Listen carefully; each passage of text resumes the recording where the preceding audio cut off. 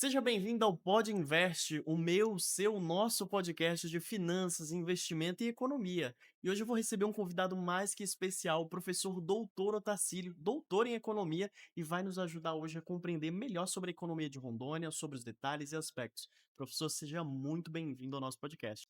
Então, falar um pouquinho sobre a economia do nosso estado, a economia do nosso país, né, frente a tudo que está passando aí no mundo, né, esse conflito entre esses países que atrapalha bastante, né, a economia nacional, a economia do nosso estado, aumento de preços aí, mas falar um pouquinho também sobre a potencialidade do nosso estado aí, mas principalmente onde devemos e temos condições de melhorar. Então, para a primeira pergunta de hoje, eu vou falar justamente o que a gente quer saber aqui do nosso estado de Rondônia. Claro também que influencia nos nossos vizinhos aqui, principalmente no Acre e também, Mato Grosso. Mas, professor, eu gostaria de saber o seguinte: Rondônia, ela tem uma dependência histórica do agronegócio aqui, né? Soja, carne, entre outras matrizes. Até que ponto esse modelo ainda tem fôlego para sustentar o nosso PIB estadual? E se a gente não tiver uma industrialização mais robusta, o que pode acontecer, professor?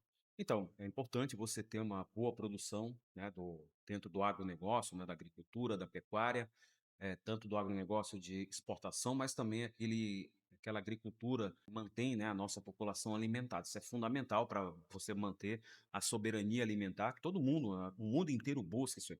Hoje, o mundo que não tem uma produção satisfatória de alimentos, ele se sente um pouco recuado, porque não tem como entrar em conflito e tal. Então o Brasil não, o Brasil e o estado de Rondônia consegue de forma fantástica ter uma excelente produção no seu agronegócio. Rondônia se destaca há muito tempo na produção bovina, né. Hoje nós temos mais de 18 milhões de cabeça, né? Avançamos muito na pecuária de corte, com dezenas, né, mais de 30 frigoríficos, a maioria, né, serviço de inspeção estadual e federal. Temos também aí algumas dezenas de laticínio, né, mas é um gargalo muito grande a nossa pecuária leiteira, né? Rondônia não consegue chegar a 6 litros por unidade animal. Nós temos como triplicar essa produção leiteira sem aumentar 1 hectare sequer, né? Sem gerar um dano ambiental, mas é necessário você avançar na produtividade. Aí tem aquelas debilidades, né? Por exemplo, Rondônia está produzindo mais de 3 milhões de peças de couro por ano, o Acre tem mais algumas peças, o Amazonas também já são todos livres de febre aftosa. Nós poderíamos já ter aqui um polo coureiro calçadista. Então, falta avançar nessa frente. Então, é lógico, o agronegócio, a agricultura, a pecuária são fundamentais. Tem o café, tem a soja, tem o milho, tem algumas fruticulturas, tem a piscicultura, que é fundamental. Na Rondônia tem a maior produção de peixe nativo criado em cativeiro, né, no caso nosso, o tambaqui. Já tivemos uma produção bem maior, de mais de 90 mil toneladas, hoje está ali perto de 60 mil toneladas, mas também que nós temos um gargalo e podemos melhorar bastante. Temos muita agroindústria, isso é fundamental a gente falar, né? Mas tem como você aumentar mais ainda. Agora, isso é fundamental para a nossa economia. Só que vários estudos apontam que você ficar apenas na agricultura, nessas pequenas agroindústrias, ela não consegue manter um desenvolvimento autossustentado do seu PIB. Então você não consegue ter uma projeção de grandes avanços no seu PIB. É necessário você ter o quê? Gerar mais complexidade para essas cadeias, tá? Então, por exemplo, só para ter uma ideia, há pouco tempo, e o Brasil está conseguindo aos poucos, e Rondônia também. Há pouco tempo, estudos mostravam que, por exemplo, só a Starbucks, o faturamento dela é maior do que o PIB da cadeia do café no Brasil. Uhum, Ou algo parecido. Uma Starbucks. Por quê? Porque ela sofisticou o café. uhum. Ela tornou o café um produto sofisticado, complexo, né? Isso gerou uma renda muito grande. Então ela consegue vender um cafezinho por R$ 15, R$ 20, né? Um café gelado por R$ 20, R$ 25. Então é algo fantástico, né? E o Brasil está avançando em cafés especiais, montando suas próprias cafeterias, cafés coloniais como nós temos aqui. Isso é fantástico, isso é importante, né? É muito importante você avançar nessa complexidade, nessa sofisticação. Mas nós temos como avançar muito mais ainda, né? Então você tem que pegar, dar novos usos a produtos e subprodutos que nós temos na nossa natureza. Rondônia tem por exemplo, ali na região de Guajará-Mirim, né, que é um município muito pobre, é um dos mais pobres do estado, que tem uma riqueza florestal muito grande. Aquela floresta tem muita riqueza para ser explorada. Então, nós temos que avançar muito nessa bioeconomia, nessa economia florestal, não só pegando ali essências, como nós já produzimos hoje, não só pegando alguns recursos não madeireiros ali para explorar economicamente, mas nós temos que investir em pesquisa para identificar, né, o que tem naquela natureza ali que pode ser útil. Você imagina, né? Um laboratório da Dinamarca foi lá na região ali de divisa dos Estados Unidos com o México, pegou um lagarto e fez o quê? Criou aquele remédio chamado Ozempic. Uhum, A Dinamarca recebe bilhões de recursos por ano por essa inovação. uhum. Por quê? Porque ela gerou complexidade na sua socioeconomia.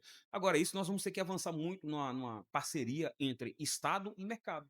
Nós temos como fazer isso aí. Por exemplo, tem uma parceria muito grande, Estado e mercado aqui no Brasil, que deu certo, que é, por exemplo, Brasil produz aeronaves, produz turbinas, produz drones, né? Mas por quê? Porque o Estado criou lá um instituto, né, tecnológico da aeronáutica, que tem lá curso de engenharia e faz vários tipos de pesquisa, e nós conseguimos produzir equipamentos, nós produzimos componentes para aviação, né, que são coisas nossas mesmo, inventado, né, criado pelo próprio ITA, e por próprio pesquisadores que, vamos dizer assim, saíram do ITA ali. Hoje nós temos, por exemplo, eu fui no Ceará, tem pessoal que era do ITA, que está lá no Ceará trabalhando no Instituto Federal do Ceará, institutos de pesquisa do Ceará, fabricando drones próprios. Coisa maravilhosa, né?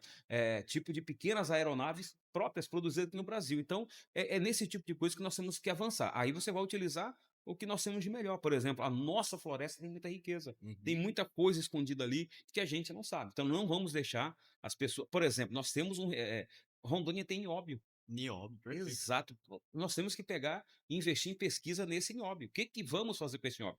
A Universidade Federal de Rondônia, por exemplo, né, está buscando identificar um item que substitua o mercúrio para a Uhum. garimpagem, para gerar um Sim. impacto. Então, isso já existe, já é uma Uhum. realidade. Então, são esse tipo de avanços que nós temos que fazer. Gerar complexidade às nossas cadeias produtivas, dando novos usos aos nossos recursos, tá certo? De forma sofisticada que gera um valor agregado.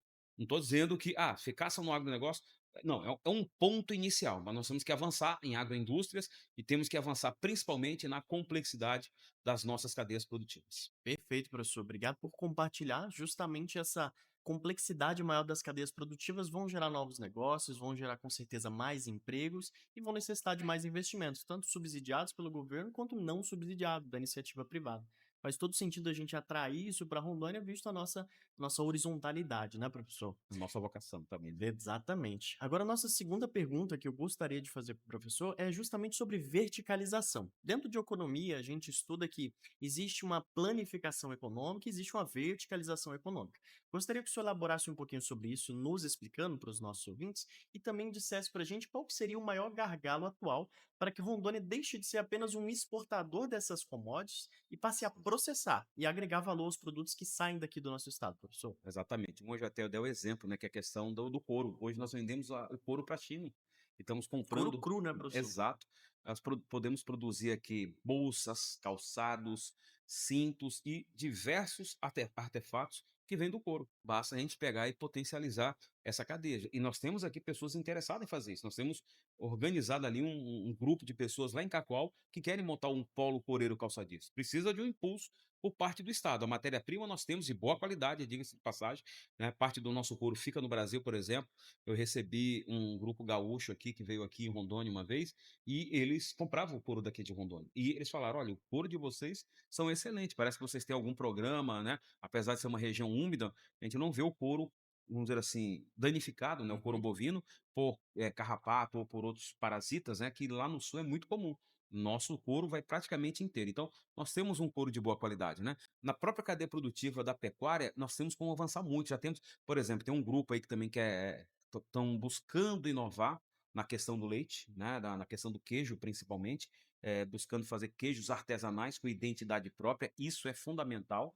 Quem sabe a gente vai. Não, que a gente vai chegar a um queijo canastra, né? A gente, não é, a gente sempre busca comparar Rondônia com Minas Gerais. A cadeia produtiva do leite de Minas Gerais tem mais de 400 anos. É uma covardia fazer isso. Mas quem sabe daqui a uns anos nós chegamos a algo aí. Nós já estamos, por exemplo, produzindo também, Matheus, chocolate a partir do Chocolate. cacau, né? Tem ali em Ouro Preto, Jaru, algumas experiências, pessoal que produz em mini fábricas, né? Não é artesanal, mas são mini fábricas, um produto de boa qualidade. E nós podemos não só aproveitar o nosso cacau, podemos também aproveitar o nosso cupuaçu, né? O caroço do cupuaçu, que é irmão do cacau, também serve para fazer chocolate, né?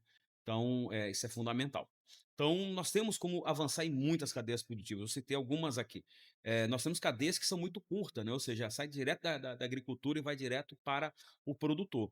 Eu estou fazendo uma pesquisa da banana. Eu identifico, por exemplo, em vários lugares aqui do país, As pessoas que estão em alguns estados que pegaram a banana, né, e antes dela estragar, você faz uma biomassa, você faz a banana passa, né, que tem alto valor econômico, né, 1 quilo da banana você vai vender a R$ 3, 1 quilo da banana desidratada ali, que vai para o mercado fitness, sai da fábrica por algo em torno de R$ 40 o quilo. Então, Muito agregado. é uma agregação de valor muito grande, né.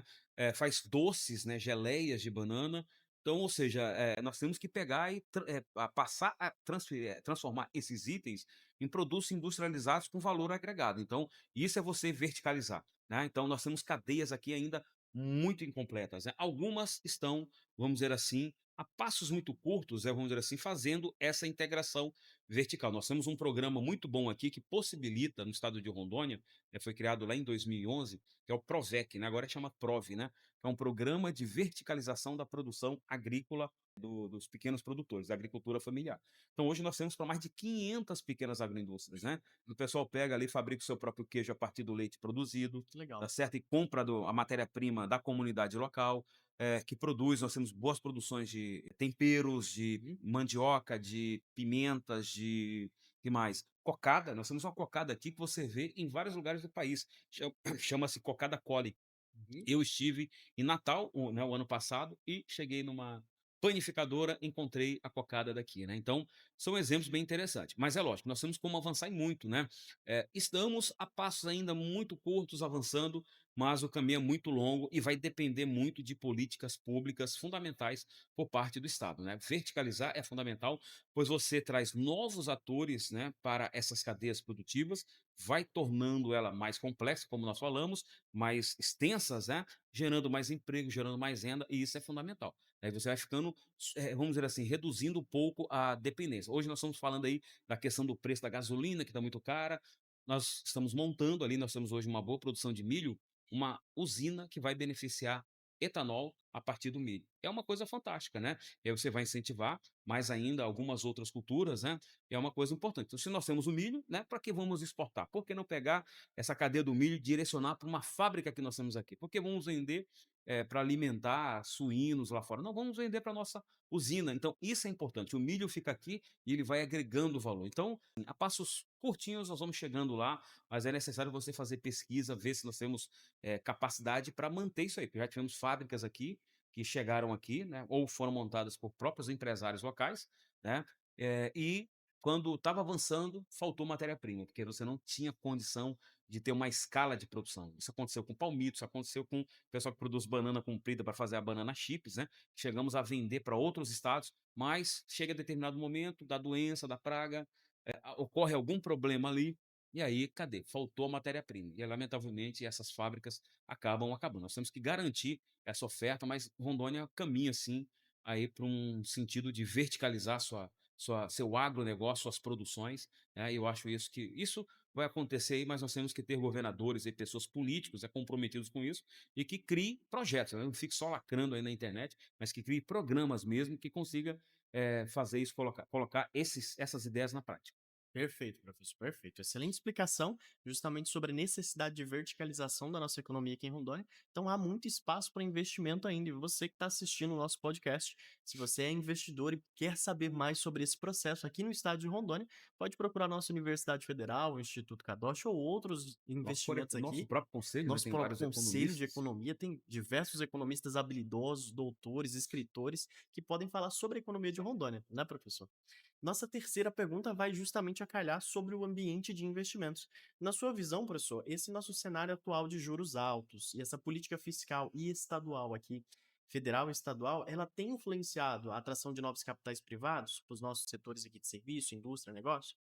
O PIB do ano passado, né, 2,3%, poderia ser perto de 3, né, mostra que a taxa de juros elevada a 15% realmente atrapalhou muito esse ambiente de investimento. Rondônia tem uma boa segurança, né, muito embora, né, é bom lembrar, nós tivemos um governador aí que pegou, deu um incentivo tributário e depois o outro veio e cancelou essa lei. Quando Puxa, cancela, você não tem apenas, um mês não de não problema, não né? é que você vai, vamos dizer assim, olha, não vai existir mais aquele incentivo, não, é que até 5 anos atrás, quem recebeu o incentivo vai ter que pagar. Uhum. Então isso gera uma insegurança jurídica, né. Mas meio que isso aí morreu nisso aí, mas Rondônia tem um bom ambiente, de segurança para investimento. Tem, né, talvez, igual eu falei aqui, falte, né, vamos dizer assim, segurança na oferta, na manutenção da oferta de algumas matérias-primas, tá. Uhum. Mas, naquilo que nós temos muita potencialidade, soja, milho, está chegando forte agora o algodão também, né, ouro, o leite também. O leite é um que ainda nós temos um problema muito grave aí com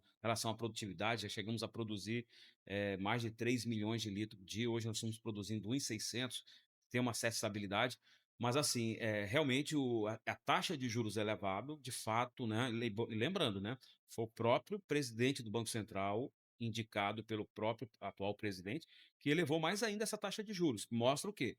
Se o presidente fazer a parte dele, controlando gastos, né, que a gente Uhum. tem que fazer isso aí, né, eu falo o seguinte: olha, no Brasil, hoje você pega e entra no portal da transparência, 80% das viagens, né, dos órgãos públicos são emergenciais. Significa o quê? Aquela passagem aérea foi comprada com menos de 15 dias Já da tá data da viagem. Então você poderia muito bem comprar uma passagem por 3.000 ida e volta, 4.000, tá comprando por 8, 9, 10 mil reais. Então isso onera e muito, né, as despesas públicas. Então nós temos no Brasil hoje, por exemplo, se você fizer algo planejadamente, como você não vai perder qualidade na prestação de serviço e vai ter uma economia de mais de 2 bilhões de reais só com passagem aérea, né. Uhum. Você tem que reduzir um pouco, né, eu vejo aqui, por exemplo, nossos colegas da universidade, mal chega de Brasília, recebe uma convocação para instalar de novo, né. Hum. Então, ou seja, falta um planejamento. Então dá para você viajar menos, né, para que, né, para que tanta viagem assim, né. O mundo hoje Digital, né? digital possibilita você se reunir com o pessoal de Brasília daqui, Uhum. gerando, né, desonerando. Não que você não tenha que ir lá, mas parcela dessas reuniões, dessas negociações pode ser feita via, né, Google Computador, Meet, né? né, Uhum. via remota, né, mas não sei por que que se exige tanto essa presença. Então, só em diária, passagem, dá para se economizar aí bilhões de reais. E outros gastos também desnecessários aí que a gente, né, precisa fazer. Por exemplo, nós temos o Bolsa Família. Eu acho um programa interessante, importante. Mas nós temos um programa aqui que não dá só assistência aqui em Rondônia, que é o programa Vencer. Ele não dá só o dinheiro para o cidadão. Ele fala o seguinte: ele te capacita, ele te dá uma bolsa e, ao final, ele te dá um kit Uhum. daquele curso que você fez para você começar o seu próprio negócio. Isso é uma coisa fantástica que deveria ser copiado em todos os estados. Essas pessoas vão receber uma bolsa durante um determinado momento, depois ela vai ter condições de se manter sozinho, Uhum. sendo um cabeleireiro, um barbeiro, sendo um manicure, sendo pessoas que mexem com beleza e tudo mais, e tem dado certo isso aí. Então, nós temos que realmente reduzir gradualmente, né, esses gastos sociais, tirando. Se eu estou tirando as pessoas da pobreza, eu vou ter que reduzir esses gastos. Fazendo isso, você sinaliza para o Banco Central que você está tendo uma austeridade fiscal, e o Uhum. Banco Central vai fazer o quê? Reduzir a taxa de juros. Eu acho que isso é fundamental, e aí você cria um ambiente favorável de negócio. Tudo indica que a partir da próxima reunião, agora em abril, o Banco Central vai reduzir em 0,5% a taxa de juros e até setembro, outubro, nós estejamos aí com a taxa de juros próxima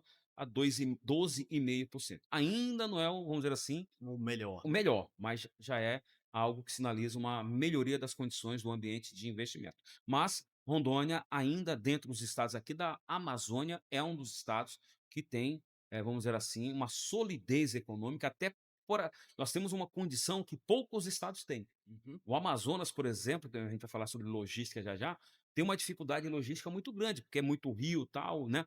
Rondônia não, Rondônia você consegue chegar dos Do extremos, né, extremo de lá de carro, né? Vilhena até Guajará-Mirim, tudo De por uma carro. BR. Uhum. Não é todos os estados que conseguem isso aí não. Então, nós temos uma boa malha rodoviária, nós temos, facilidade de locomoção. E nós, praticamente, aqui ligamos, né, Acre, Amazonas, Uhum. Roraima ao restante do país. Literalmente. Tá Rondônia. Então Rondônia tem uma posição muito privilegiada, tem toda essa situação privilegiada, isso faz com que Rondônia seja alvo de pesquisa de investidores que queiram, investir aqui. Eu acho que isso facilita muito, mas lamentavelmente esses juros elevados não atrapalha só Rondônia, né, Exato. atrapalha todo o Brasil.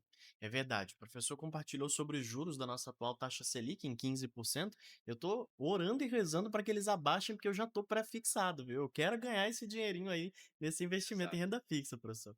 Com certeza, menos juros aplicado aqui no nosso país vai permitir que o capital privado acesse melhor e tenha mais desfrute dentro das aplicações, justamente porque a economia real gera mais negócio, gera mais dinheiro, gera mais emprego, mas ela só é bem-vinda quando essa taxa de juros está mais baixa. Lembrando, né, ô Matheus, que também a taxa de juros mais baixa, ela reduz a dívida do governo, porque a Selic, na verdade, ela é criada para Pagar a pagar a dívida. dívida para, vamos dizer assim, fazer o reajuste da dívida do governo, para os Uhum. juros para o governo, da dívida do governo. Só que ela foi tomada como referência nacional, né. E, por exemplo, hoje é ela que dá base, por exemplo, para a formação das outras taxas de Taxas, juros. Por exato. exemplo, hoje nós temos agora batemos em janeiro, desculpa, né, recorde, né, no endividamento do brasileiro. Uhum. 80,5% brasileiro endividado. É Praticamente. uma situação, ou seja, onde vamos chegar? Mais de 70 milhões de brasileiros, quase 80 milhões de brasileiros inadimplente. Isso pode lá na frente travar a economia, porque Com essas certeza. pessoas não vão ter condição de comprar prazo, de ter Ter acesso ao crédito. crédito, e aí como é que vai ser, né? Então é preocupante isso aí, né? É Concordo, preocupante. concordo. Um tema super relevante que o professor trouxe é justamente esse contexto de superendividamento da população brasileira. Olha que curioso, enquanto nos Estados Unidos, nós, analistas econômicos, se preocupamos com o endividamento do país de lá, que é 2 vezes o PIB, 3 vezes o PIB, aqui no Brasil nós se preocupamos com o endividamento doméstico do brasileiro, que é quase 100% dos brasileiros, né, Exa professor? exatamente. E realmente nos traz preocupação, pois você tem tanto programa para limpar o nome das pessoas, as pessoas limpam, tem problema de educação financeira, tem vários tipos, né. Tem problemas de endividamento situacional provocada por nós chamamos do endividamento passivo, né, aquela pessoa que sofreu um acidente, uma doença grave na família. Rondônia, graças a Deus, não tem esses problemas naturais, né, de É, desbarrancamento, de verdade. alagações. Tivemos lá em 2014, mas não gerou um dano tão grande assim. Você tem estados como Minas Gerais agora que passou ali. Aí você Arrasados. imagina, uma pessoa perdeu a casa, perdeu todos os móveis, isso leva a pessoa a endividamento. Vai levar. Mas são várias situações que levam a pessoa a endividamento, né. Mas, Rondônia, graças a Deus, não tem essa outra parte, mas lamentavelmente Rondônia, que só pra você ter ideia, lá em 2016, 17, né, Rondônia tinha uma, inadimplência de 42% da população do estado. Hoje é quase 52. Então aumentou em, né, 10% a mais aí, então realmente preocupa, são mais pessoas que, vamos dizer assim, não têm acesso ao crédito, está dificultado, e isso faz com que a economia não gire. Se a pessoa não compra, o Hum. comércio não vende, a indústria não produz, E não e a entrega. economia e não cresce, né, a economia trava. É verdade, é E vai gerar verdade. desemprego. Vai gerar mais desemprego, é um ciclo negativo, uma É. bola de neve negativa. E para nossa próxima pergunta, professor, eu gostaria de saber sobre logística. A gente vai ter uma fronteira logística nova aqui no nosso estado, justamente com a construção da ponte entre Guajará-Mirim, ligando a Bolívia ao Brasil. O senhor acredita que Rondônia finalmente consolida a sua saída para o Pacífico ou a gente ainda vai ficar refém ainda da infraestrutura boliviana? São coisas que nós vamos ter que pegar e conversar muito, né, principalmente os governadores, governo federal, brasileiro com o boliviano, né. Vai ser um pouco difícil, porque hoje nós temos de cá um de esquerda, de lá um de direita, né, Uhum. e isso dificulta um pouco. O de lá está fazendo algumas reformas, a gente acha que vai ser interessante, vai dar uma dinâmica diferente para a economia boliviana. Agora, nós temos que achar mecanismos que, principalmente nessas regiões ali, você desenvolva, né, Guajará-Mirim, Guaiará-Mirim e outros municípios ali ao redor, né. No caso brasileiro ali nós temos, ali o município de Nova Mamoré, que está perto ali, que pode também, né, dentro desse raio de influência, também desenvolver sua socioeconomia. Lá na Bolívia, além tem Ribeirão Alta, Trinidad, né, Uhum. são 3 municípios ali que compõem o departamento do Beni. Nós temos que encontrar vocações econômicas, né, as potencialidades econômicas desses municípios e, o Estado induzir isso aí. Por exemplo, eu fico assim, né, tem gente um colega meu um dia desse postou, R$ 40 numa época aí, né, que o preço estava muito caro, do ovo de galinha, Uhum. R$ 40 a cartela. Eu falei: "Qual é a dificuldade que o município tem para produzir ovo, né?" Aqui no município aqui, não vou lembrar o nome agora, aqui, antes de Borba, tem um município que me falhou o nome agora, no Amazonas. O ovo de lá, das galinhas, Uhum. tudo vinha daqui, Olha. né. E tinha um colega meu que tinha uma propriedade lá, eu, vamos dizer assim, incentivei ele: "Ó, rapaz, monta uma granja lá, Uhum. monta uma granja". Hoje ele, né, É cons referência. é referência, praticamente abastece todo o município, Uhum. abastece todo o município. Na época, né, enquanto aqui no Brasil, estou falando isso tem uns 6 anos, viu, 7 anos. Na época, enquanto no Brasil aqui uma cartela estava cerca de R$ 6, R$ 7, Uhum. lá estava R$ 15. Nossa. Né, ele falou: "Tacílio, depois que eu implantei lá, a cartela lá ficava no máximo R$ 10. Então aqui era 8, 9, 8,50, lá ele falou 10, 10,50 no máximo. Então, ou seja, ganhou a população, né, então, ou seja, eh Que dificuldade tem o município de Guajará-Mirim, de Nova Mamoré, montar uma granja de galinha e abastecer o município. E outras pequenas culturas que não depende de um espaço muito grande. Não Uhum. precisa, né? Então você tem como incentivar algumas culturas que não vai levar a um dano ambiental para o município ali. Eu sou favorável, por exemplo, àquela floresta, boa parte daquela floresta, você pode montar comunidades que podem explorar um raio, né, daquela área, e essas pessoas, você concedendo terra para elas, elas serão guardiões daquela floresta, Uhum. tá. Então, olha, eu tô aqui, ó, até uma faixa aqui de tanto por tanto, vamos supor até de, 3 hectares para frente, você pode explorar. Você vai ter aqui, por exemplo, 9 hectares de terra.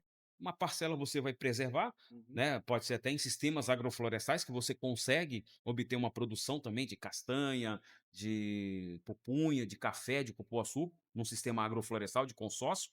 E uma outra parte você pode montar uma granja, você pode uma granja de Suíno. suíno também, uma granja o Acre tem uma boa produção de suíno, né, por que nós não podemos ter uma granja de galinha, por que não podemos ter, né, criação de pequenos animais, dá para fazer isso aí, né, produção de fruticultura, que gera um bônus ambiental muito bom também, né, produção de abacate, produção de vários itens. Então as alternativas tem. Agora, o Estado tem que ser o dinamizador desses lugares onde o pessoal não consegue avançar. O Estado tem que dar o primeiro empurrão. Eu acho que há saída sim, né, então agora, essa ponte, né, Rondônia tem sim como se beneficiar. Então muitas na verdade, há um projeto para nós fazermos uma nova, hidrovia, né. Uhum. Então a soja lá do Cone Sul de Rondônia, até de parte do Mato Grosso, subir via Guaporé. Aí Hum. chegar ali no Mamoré, ter ali um bom porto ali na região de Guajará-Mirim Uhum. e atravessou a ponte, vai para o Pacífico. Eu acho que há uma grande possibilidade sim, de ter isso aí, né. Agora talvez, né, a ponte vai ser importante, vai trazer mais integração comercial. Aí a minha preocupação quando fez essa introdução não adianta você ter a ponte somente se você não despertar a economia daquelas localidades. Por exemplo, eu fui em Guajará agora no final do ano. Eu não vi nenhum empresário preocupado em melhorar a estrutura hoteleira de lá, e vai ser necessário. Tá. Vai ser lá vai dar Um monte de crescimento. exatamente, né. Então vai travar, porque, às vezes não está ocorrendo nada em Guajará-Mirim, a capa o ho os hotéis lá estão todos lotados. Uhum. E você tem que melhorar a qualidade desses hotéis também, né, não só ampliar, você tem que melhorar a qualidade. Há possibilidade. E ter novas frentes de produção naquela região, né. Incentivar, criar realmente, né, já teve projeto ali até de criar um polo para fabricar motocicletas ali em Guajará. Talvez, não seja uma realidade agora, mas de repente de pequenos componentes, né, eletrônicos, dá para se fazer, dá Uhum. para se fabricar. O Amazonas começou assim, né, com produção de pequenos componentes eletrônicos. Dá para ser um pontapé inicial para essa região, não só de Guajará-Mirim, como também do outro lado. Agora você tem que ter um bom entrosamento entre uma relação Estado e mercado, né, envolver universidades, institutos de pesquisa, né. Uma outra coisa também, beleza, a ponte é fundamental, vai integrar comercialmente, vai integrar culturalmente, isso é legal também. Mas assim, eu acho que a grande saída para nós, eu não vejo, né, a nossa bancada ela fica dormindo e quando as coisas acontecem depois é que eles vão querer, correr atrás, aí já foi tarde demais, como ocorreu com a BR-364, né. Só vieram reclamar depois quando saiu o valor do pedágio, aí todo mundo se assustou, aí pô, Já lá foi. de 2017 para cá eles estavam dormindo, né. Uhum. Aí quando veio o valor das tarifas cobradas, né, pela empresa que está recebendo a concessão, por exemplo, há um projeto, um estudo aí, para vir uma ferrovia lá de Lucas de Rio Verde Uhum. até o Acre, com possibilidade de passar o Peru. Essa seria algo fantástico, porque, inicialmente ele seria só para, né, transportar produtos, né, Uhum. grãos, alimentos de uma forma geral, indo e vindo, né. E isso geraria uma integração, aí sim, nós estamos aqui dentro dessa porção aqui da Amazônia, né, perto da Bolívia e do Peru, mas tem pouca transação econômica com esse país. Tem. Talvez essa ferrovia vai quebrar essa barreira e vai ser fantástico. Mas se essa ferrovia sair, ela vai, por exemplo, reduzir bastante os acidentes e o tráfego, né, na nossa BR-364, porque não vai ter tanto caminhão, esse é o nosso grande problema. Talvez nem precise de uma empresa que tenha concessão, né. Então eu espero muito nessa ferrovia. Olha, já está ocorrendo uma ferrovia que vem lá de Ilhéus, vai chegar em Mato Grosso e vai lá para o Pará, Uhum. né. Se nós não tivermos uma ferrovia aqui, nós vamos ter o fluxo contrário. né, nós vamos ter muita produção nossa que ao invés de vir aqui para Porto Velho e ser escoada e incentivar a produção aqui, o fluxo vai ser contrário. Boa parte da nossa produção, pelo menos ali até de Paraná, Cacoal, vai ir para o Mato Grosso e de lá para o Pará. E Uhum. aí toda essa localização estratégica nossa para a área logística vai cair por água abaixo. Então, aí, por isso que eu estou falando, cadê os nossos deputados, nossos senadores brigando, falando ao governo federal, estou com você, vamos, eu coloco aí 10 milhões por ano aí das minhas emendas aí para esse projeto da ferrovia. Não vejo ninguém falando, né? Lamentavelmente, estamos dormindo no ponto novamente. Entendi, professor. Obrigado por compartilhar sobre tudo isso. E é justamente sobre essa possibilidade de aumentar a nossa malha aqui que vai fazer o desenvolvimento econômico regional. É um dos gatilhos que faz muita diferença. E sobre isso também eu quero falar sobre bioeconomia, professor. Na nossa última pergunta sobre isso, eu gostaria de saber justamente se o senhor vê que a preservação ambiental e a economia de baixo carbono, leia-se crédito de carbono, é uma ameaça ou uma oportunidade para o nosso agronegócio aqui em Rondônia. E isso serve para a gente captar recursos externos também? Qual a opinião do senhor? Nós temos um projeto que é referência nisso, né? Fica em Nova Califórnia, chamado Projeto RECA. Já tivemos outras experiências também. Eles produzem sistemas agroflorestal. Por exemplo, hoje, né? Antigamente ele produzia castanha, né? Só vendia castanha in natura. Hoje eles estão produzindo o óleo da castanha, então eles vendem a castanha in natura, Uhum. aquela castanha que nasce em um tamanho pequeno, quebrada, eles fabricam o óleo da castanha, produzem lá milhares de litros por ano, né? E gera milhões de reais para ele por ano de faturamento. E aí, inicialmente eles jogavam, né, a massa que sobrava da castanha fora. Hoje não, eles pegam, vendem para uma startup lá em São Paulo que utiliza essa massa e fabrica um leite em pó da castanha, né, que vai para o mercado fitness Que com alto legal. valor agregado. Então, isso é o que nós chamamos de economia circular, né? Então você está aproveitando todo aquele produto. O Reca, por exemplo, ele produz cupuaçu em sistema agroflorestal. Usa a manteiga do cupuaçu, Uhum. para a linha Ecos da Natura, usa o caroço do cupuaçu, que vai para a produção do chocolate de cupuaçu, usa a a polpa do cupuaçu, lá eles têm polpa de cupuaçu, lá eles fazem licor de Doces. cupuaçu, doces de cupuaçu, e eles usam a casca é rica em potássio, eles fazem lá a compostagem e tal, e joga no próprio sistema agroflorestal deles. Se aproveita tudo, tudo, né. Então é uma coisa fantástica, né. Eles produzem andiroba, eles produzem, copaíba, eles produzem cumaru, né, que é uma semente que vai, para o mercado de cosmético, né, de Uhum. perfumaria. Então, assim, é um exemplo muito bom. Ficou muito tempo dependendo aí de recursos internacionais, né, de fundações, do estado. Hoje, daqui em pouco tempo, o RECA vai ser autossustentável, de certa forma ele já é, né, ele gera uma riqueza, mantém ali não só Nova Califórnia, mas, tem famílias de, Extrema, de outras localidades ali, que dependem, né, são mais de 300 associados e gera ali milhões por ano, né, um exemplo muito importante. Talvez se nós tivéssemos, né, exemplos como esse, lá eles produzem também a pupunha, né, Uhum. para fazer o palmito da pupunha, que é fundamental.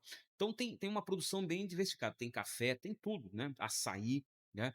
Então talvez, né, se a gente tivesse exemplos desses, bem coordenado, bem organizado, lá tem as próprias indústrias dele, tem várias indústrias, tem de polpa, tem, frigoríficos, né, câmara frigorífica.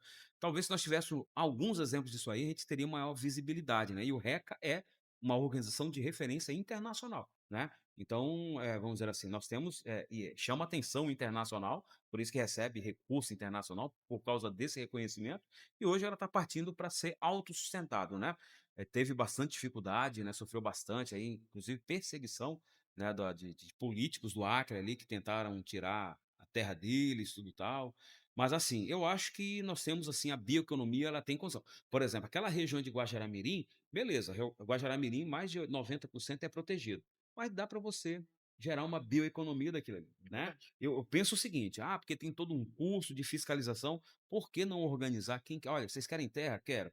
Nós vamos fazer aqui um corredor, uma zona tampão, na margem da floresta, onde deve ser preservado. E vou fazer o seguinte, vamos mudar a lei e vamos fazer o seguinte, olha, até 3 hectares para frente aqui, na reserva, vocês vão poder explorar. Vocês vão ter 3 hectares para cá, mais 6 para lá, vamos supor assim, tá? Uhum. E nessa faixa vocês vão poder explorar, manter uma área de preservação privada de vocês Uhum. e a outra área vocês vão fazer, né, vamos dizer assim, o que quiser, né? Exploração. Vão fazer explorar dentro da agricultura, do agronegócio ali. Dá para fazer isso aí. E vocês serão o guardião. Vocês vão ser o quê? Os vigilantes dessa floresta. é só colocar no entorno ali, dá para se fazer, né.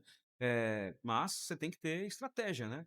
Aí você vai, não deixa ninguém usar aquilo ali, você vai ter uma perda de floresta muito pequena, mas você vai ter pessoas que vão viver daquela floresta, vão viver daquele espaço e vão ser o guardião, não vai ter nem em tese, não vai haver nem a necessidade, né, de você ter fiscal do IBAMA, da SEDAM, para ter que Uhum. ficar ali monitorando para ver se o pessoal não invade e corta a madeira ali. Então, a possibilidade sim, e você explorar principalmente, né, ali você tem reservas extrativistas, que já tem uma boa produção de babaçu, que pode servir para várias coisas, mas você tem muitas outras riquezas que é necessário você explorar aquilo ali. Nós temos curso de biologia, nós temos vários cursos aqui que pode chegar ali tem reserva biológica também, explorar aquela reserva ali para verificar o que que tem naquela natureza, um sapo ali, por exemplo, que pode gerar um remédio e gerar uma economia para o estado de Rondônia, dentro de uma nova realidade. Lamentavelmente, né, a gente não vê avanços nesse sentido.